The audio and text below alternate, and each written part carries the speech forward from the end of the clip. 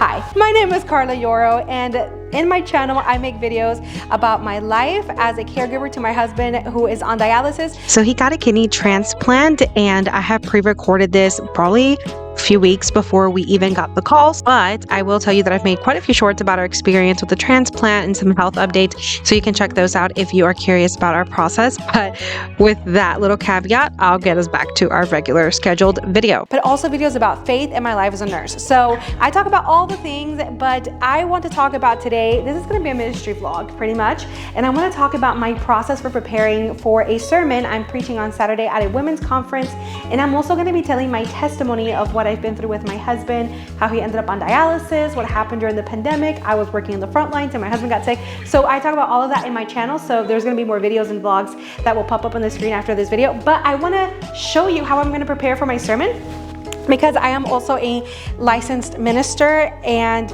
I am really excited because I am going to be preaching to a group of women, and it's been a hot minute since I've gotten to share the word and also share my testimony and share what God has done through our story. So I want to show you all the supplies that I have together, and then I'm going to be showing you my process of preparing for this sermon. It takes multiple hours and days of prep for a sermon, but I usually do it right here at my dining room table. I have my laptop out with a little hard drive. I have my illustrating Bible. I have multiple videos on this Bible if you're interested, but basically it's a Bible that has a lot of empty space in it for me to be able to take notes, and I took a lot of detailed notes in it. I highly recommend this Bible. It is my favorite journaling Bible I've ever had, so I always will link it down below in case you want to check it out on Amazon, but it's an amazing Bible when it comes to sermon prep. This next Bible that I am showing you is another journaling Bible that I have that I don't love because it has these drawings in it, and it really limits how many notes I can take on my Bible. But I really like it because it is a different translation, and so I can have multiple translations of the Bible open that I can flip through, and I really enjoy doing that because it helps me understand Bible verses better and just educate myself better on the Bible verses and be more true to the text. Make sure I'm not interpreting the Bible off of what I feel, but rather off of really studying it, deglossing it, and breaking it down. I also have my study Bible here. I love this Bible. I've shown it before. It's a Thomas Nelson, the Women's Study Bible in New King James Version. So it's a third translation of the Bible that I will have open while I am preparing for sermons. Now, on my daily Bible reading, it doesn't look this extensive with 3 different translations open.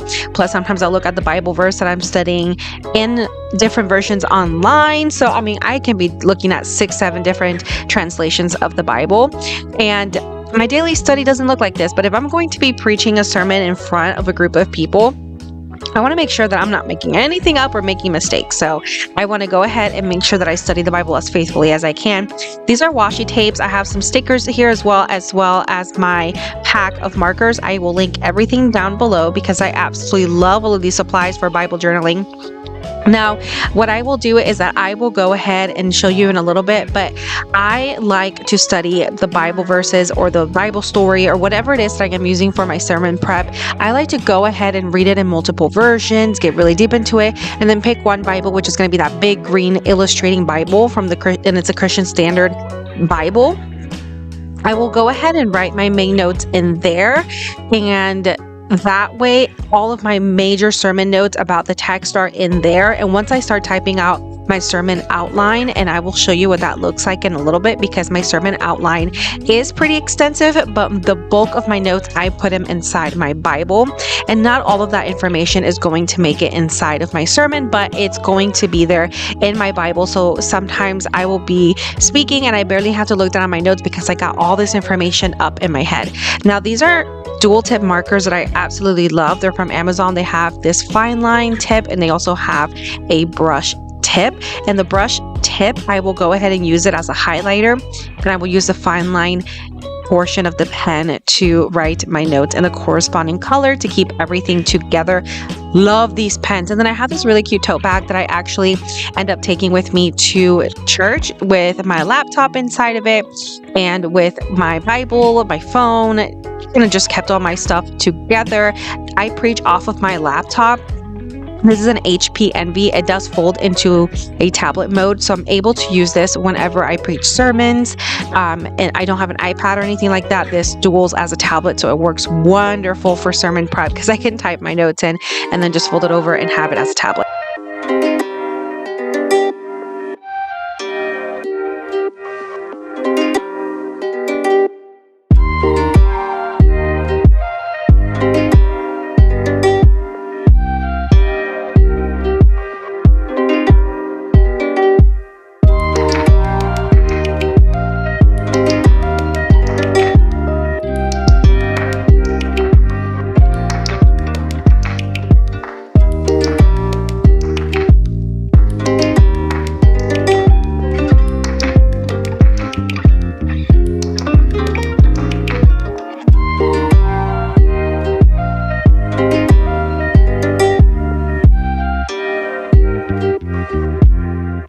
I studied the entire book of Philippians. I thought I was gonna preach out of that, but as I am reading the story, it feels like this is going to be the story that I'm gonna do the bulk of my preaching, and then I'm gonna use a few verses out of Philippians to support what I'm speaking about in my sermon. So I'm really excited about this. This is the first time that I'm using like a commentary and stuff like that. I tend to use a lot of different websites and articles to prepare for sermons in the past, but this time I'm getting really in depth. And the reason being, this message means a lot to me because I'm telling my testimony, which is what I was asked to do, to tell my testimony and to preach a sermon.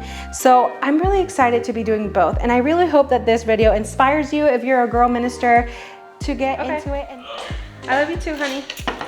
All right. I will. I'll let you know. It's not far. It's just down the street. All right. Where's my phone? No. I good. Love you. I'm in a mad dash because I'm gonna go get my nails done. It is currently about to be 5 p.m. Oh no, not really. It's like 4:15, and I just got off work. So the plan is to get my nails done now. I was just about to drive right into my garage door. I'm just rushing, and the reason I'm rushing is because I still have to come and do some sermon prep. It just stresses me out. I'm not good at this. Like, I am not good at this. This is bad. I'm not good at getting the car out of the garage. Like, it freaks me out. Daniel thankfully parked our truck far from this, like far from the garage, but too close to my side for me to get out. Anyways, so initially I thought I was gonna have to preach in Spanish, but because the Lord shall provide. So my Spanish isn't horrible, but my Spanish isn't perfect, and so it's not going to be as good for me to do it in Spanish as probably in English. And my Spanish is good. I can get away with it, but I feel like my amount of words that I know I know most words in Spanish, but English, I'm able to express myself and my personality better in English than I am in Spanish. So I called the pastor, one of the pastors in charge of the church and the event, and she told me that it was actually preferred that I would do it in English. If that's preferred for me, then that's totally fine. But she's like, if they would prefer for me to do it in English, because kind of my role in being there and sharing my story and being part of the speakers is that they do want to appeal to younger women, and they think that I would be able to do that, especially if I'm going to be sharing my message in English. So she was like, nope, that's totally fine, do it in English. So I am super excited, but that means that I have to go, and I'm actually going to write my sermon probably in both English and Spanish. It does not look that full. I am so excited right now. So yeah, hopefully I'll be out of here within the hour.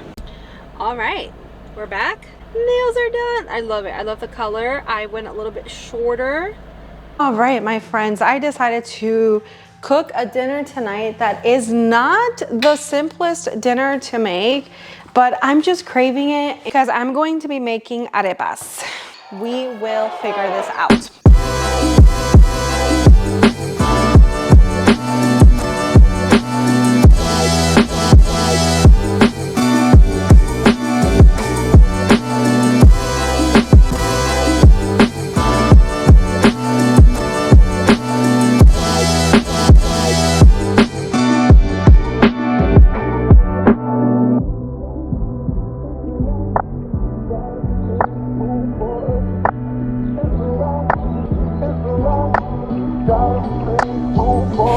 it turns out that T-Mobile is having some issue, which is our cell phone provider or service provider, whatever. So basically, thankfully, we have Wi-Fi through Spectrum, so we are good. But that would have been bad because I'm trying to prepare and we have no signal in our home usually. So as long as we have Wi-Fi, we're good to make calls and stuff in our house. But once we drive down the street, we have great signal and we're fine. But I just realized today we had no signal, and it turns out that apparently the tower is down, some T-Mobile tower, or there's a power outage or something, and they're working to resolve it. But I'm just so happy that we don't have T-Mobile Wi-Fi because that would have been really bad. As I'm trying to prepare for the sermon, that would have put me behind since I couldn't do any research, read commentaries, do anything, which I'm still working on. So.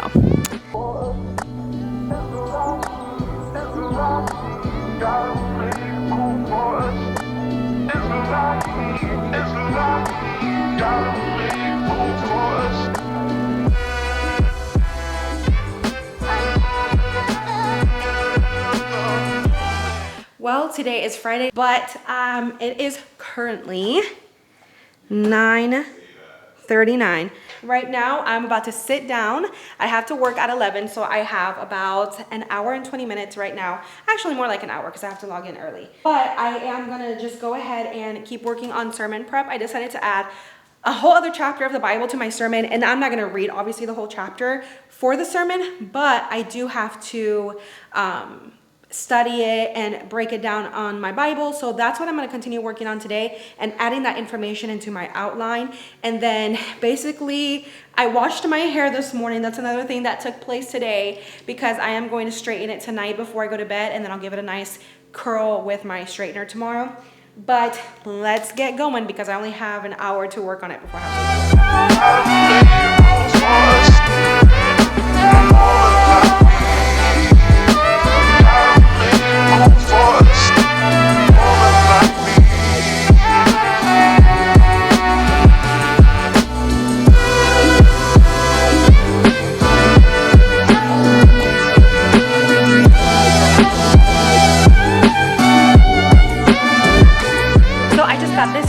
This is something that I ordered for tomorrow, and it matches my camera bag, which is really cute. Yeah, I'm a pink gal. I love pink.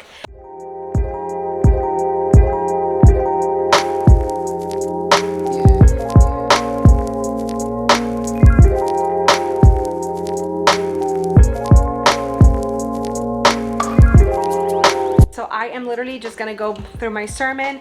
I'm gonna study for a little bit. I am going to practice it, and then I'm going to bed. It is currently 8:50, and I wanna go to bed at a decent time because I wanna get some sleep. And so my goal tomorrow is to be out of the house by 8 in the morning. So I would probably have to get up at 6. And I know you're probably going like, oh my God, it takes her 2 hours to get ready. I take my time. I'm always running late because I always think I have more time than I really do. So my goal is to wake up between 6:30, probably 6:30. And then I will probably want to grab some breakfast on the way to the conference. So I'll grab a bagel or something at Starbucks. I can grab a refresher because I don't like coffee. I don't drink coffee. But either way, my whole point is I want to get out of the house very, very early and give myself sufficient time to get there because I have to hand over my hard drive so that they can pull up my presentation. So I want to get there really, really early, earlier than I really need to be. So all that to say, I am not planning on going to bed at midnight tonight. Like originally thought I would end up going to bed really late. My message is done. I got it done. So yeah, I'm ready to go to bed early. I'm tired.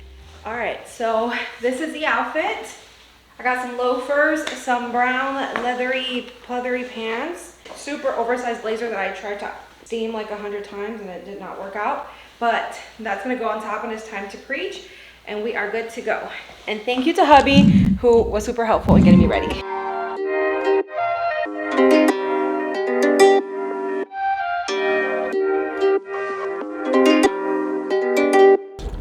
I will say I have been like singing in worship teams, I have been preaching, I have been participating in things since I was 14 years old. The reality is I still get really nervous. And it's still like the most nerve-wracking thing ever. I don't think I will ever get over that, even singing in public and speaking. So yeah, I am nervous. And the thing is, like, when it comes to the Lord, like, I'm willing to fight against the nerves because I know I'm doing it unto the glory of the Lord.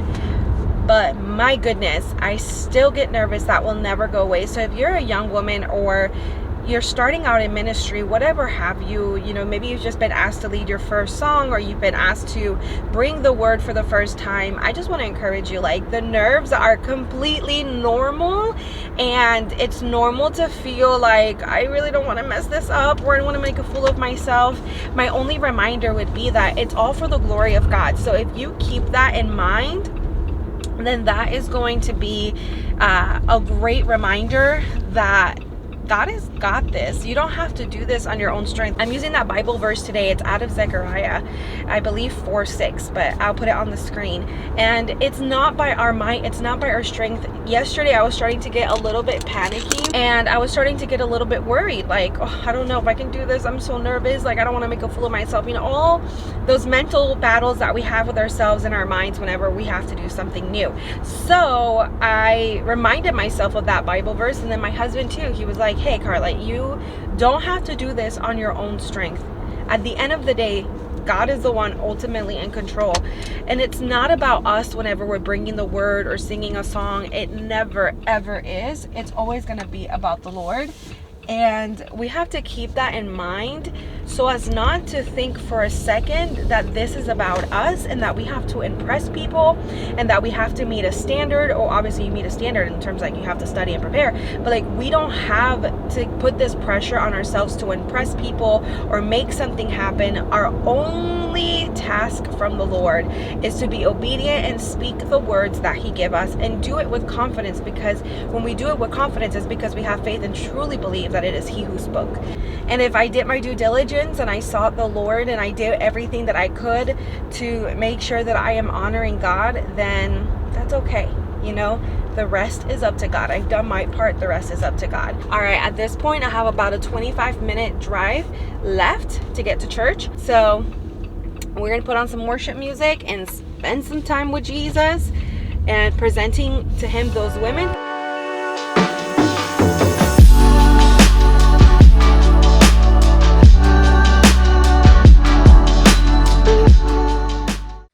All right, so I just got home. I've been home for about a half hour. It was amazing. I hadn't preached in such a long time or brought the word and my testimony. So it was a really good time, and the atmosphere was so nice today. I feel so well fed. I wanted to finish this video off by saying, if God has called you to do something and you're just doubting yourself or feel like you're not enough, because I do that all of the time. And I've had a rough 2 years with my husband being ill and being on dialysis.